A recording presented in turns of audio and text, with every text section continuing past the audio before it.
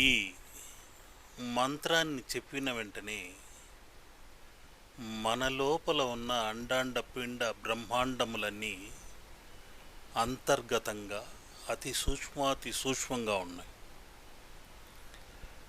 అదేంటండి, బయటే కదా, ఆకాశంలో ఎక్కడో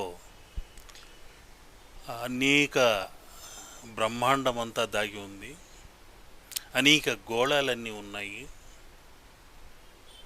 అని అనుమానం రావచ్చు. అక్కడ నవగ్రహాలు ఎన్నున్నాయో అవన్నీ అరచేతిలోనే ఉన్నాయి. అందుకనే పెద్దలు అరచేతిలో వైకుంఠం అంటుంటారు. ఇక్కడే నవగ్రహ కణుకులు ఉన్నాయి. ఇది శుక్రస్థానం, ఇది కుజస్థానం, సూర్యస్థానం, శనిస్థానం, చంద్రస్థానం. ఈ నవగ్రహాలన్నీ మన చేతిలోనే ఉన్నాయి. పంచభూతాలు ఎక్కడో లేవు, ఆకాశం పైనే కాదు, ఇక్కడ కూడా ఉంది. ఈ మధ్యవేలు ఆకాశం. ఇది జలం, భూమి, వాయువు, అగ్ని. అగ్ని అంటేనే విజేత చిహ్నం, వెలుగొందుట. నేను విజేతనయ్యాను అని ఇలా అంటుంటాం. ఈ 2 వేళ్ళు నేను ఆకాశం అంత ఎత్తుగా ఎదిగాను, విజేతనయ్యాను, విక్టరీ అంటుంటాం. గురుతత్వం ఈ వేలు, ఇది శనితత్వం. ఇవి 2 ఉన్నతంగా ఇలా ఉంటేనే విక్టరీ తత్వం. ఈ వేలు సూర్యస్థానమైన ఈ వేలు, ఇది అగ్నితత్వం. ఇవి రెండింటిని ఇలా కలగలిపితే ఇదే సూర్యముద్ర. ఈ సూర్యముద్రను గనక చేస్తే మనలో ఉన్న జల దోషములు, అతిమూత్ర వ్యాధి తప్పకుండా తొలగిపోతుంది. ఆ సూర్యముద్రను ఇలా 2 చేతులతో పెట్టి చేస్తే ఎటువంటి అనారోగ్య దోషములున్నా తొలగిపోతాయి. ఇదే ముఖ్యమైన సూర్యముద్ర. ఆ సూర్యముద్రతోనే ఇక్కడ తిరునామంగా మలిచాను. కృత్తిక, ఉత్తరాషాఢ వారు కూడా ఆ సూర్య అంశముతో ఉన్నవారు, ఆ గ్రహమునకు సంబంధించిన వారు. ఈ సూర్యనారాయణ తత్వమును కూడా అందుకనే ఈ విధంగా మేష, వృషభ, కాకము, వడ్రంగి పిట్ట, ముంగీస, ఇవన్నీ ముఖ్యమైన జంతు పక్షి వర్గములు. ఒక్కొక్క వ్యక్తికి ఒక్కొక్క పద్ధతిలో ఉంటుంది. ఉదాహరణకు ఉత్తరాషాఢ వారు ముంగీస జంతు లక్షణాలని కలిగి ఉంటారు. చాలా వరకు నా పరిశోధనలో తేలింది ఏంటంటే, సర్పాంశమైన మృగశిర, రోహిణి, ఆశ్లేష ఇటువంటి నక్షత్ర జాతకుల్ని చూస్తే వీరికి ఎందుకనో ఒక విధమైన క్రోధం ఉంటుంది. వారిని చూస్తే ఎప్పుడూ ఏదో తిట్టాలనిపిస్తుంటుంది. అదేవిధంగా ఆ నక్షత్ర జాతకులు ఈ ఉత్తరాషాఢ వారిని చూసి కొంచెం ఎందుకు వచ్చిన గొడవలే వీళ్లతో అంటూ దూరంగా తప్పించుకొని తిరుగుతుంటారు. ఎందుకంటే వారిది సర్పాంశము, వీరిది ముంగీస తత్వం. ఈ ముంగీస తత్వం అటువంటిది.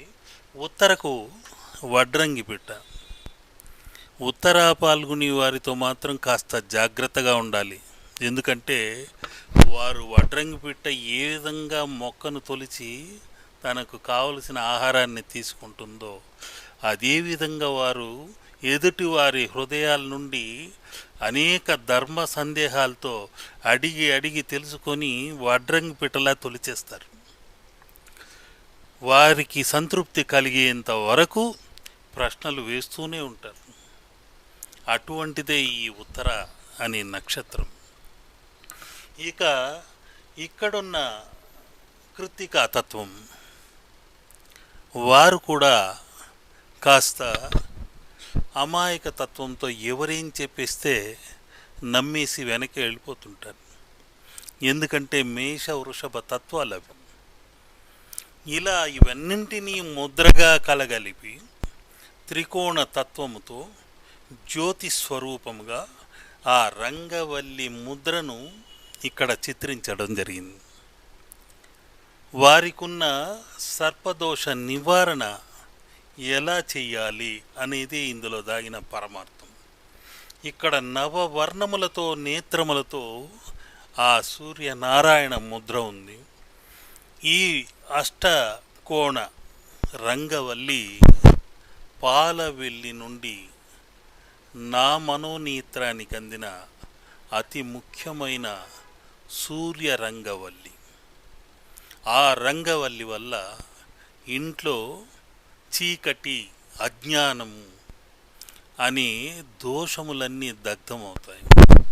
వెలుగు మార్గం ఏర్పడి వారి జీవితంలో మున్ముందుకు వెళ్ళడానికి అనుకూలమైన వాతావరణం ఏర్పడుతుంది. అటువంటిదే ఈ గరుడ ముద్ర కూడా. ఈ గరుడ సూర్యనారాయణ రంగవల్లి ముద్ర వల్ల ఇంట్లోనికి సర్పదోషాలు రావు, అజ్ఞానమనే చీకటి రాదు, విజ్ఞానమనే వెలుగు వస్తుంది.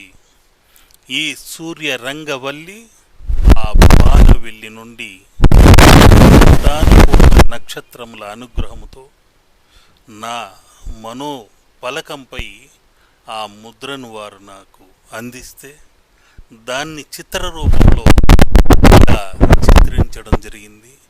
ఇది నేను ఏదో చిత్రించాను, ఇది నా గొప్పతనం అని నేను చెప్పను. అదంతా ఆ దేవతల అనుగ్రహమే, ఆ సూర్యనారాయణ అనుగ్రహం. వారి కరములే నా పరికరములుగా మారాయేమో. నా కరములు వారి పరికరములుగా మారి చిత్రించగలిగే శక్తి వారిచ్చినదే. ఇవన్నీ అనేక రకములుగా మున్ముందు భవిష్యత్తులో ఉపయోగపడాలని వారు నా దగ్గర చేయిస్తున్నారు.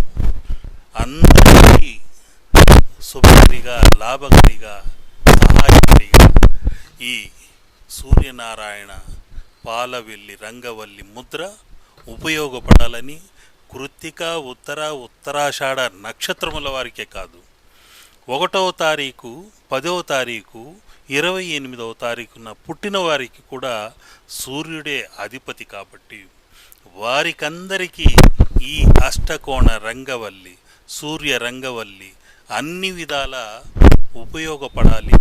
వారి ఇంట ఉన్న అజ్ఞానమనే అంధకారం పటాపంచలై విజ్ఞానమనే వెలుగు నిండాలి. మున్ముందు వారికి ఆ సూర్యనారాయణుడి అనుగ్రహంతో ఆయురారోగ్య భోగభాగ్యములు కలగాలని కోరుకుంటూ జై శ్రీమన్నారాయణ.